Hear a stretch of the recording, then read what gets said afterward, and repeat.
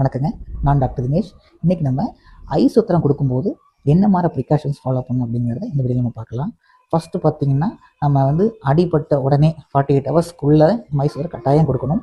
அதுவும் அடிபட்டு 2 to 3 ஹவர்ஸ்க்குள்ளே கண்டிப்பாக ஃபஸ்ட் எய்டு மெத்தடாக நம்ம ஐஸ் பேக் தான் கொடுக்கணும். நம்ம என்ன மெடிக்கேஷனாலும் ஃபாலோ பண்ணலாம். பட் லோக்கல் அப்ளிகேஷனை பொறுத்த வரைக்கும் நமக்கு ஐஸ் பேக் தான் ஃபஸ்ட்டு அந்த டிசீஸோட சிவியாரிட்டி குறைக்கிறதுக்கான ஃபஸ்ட்டு மெத்தட்னு வச்சுங்களேன்.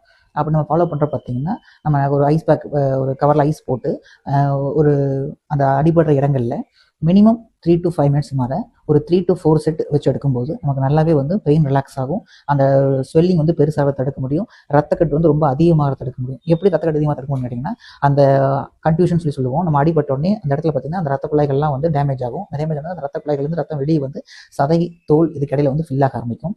ஸோ அப்போ என்னென்னா உங்களுக்கு ரத்த குழாய் கேப்லரிஸ்ன்னு சொல்லுவோம். அந்த 3 ரத்த குழாய்கள் டேமேஜ் ஆகிருக்கும்.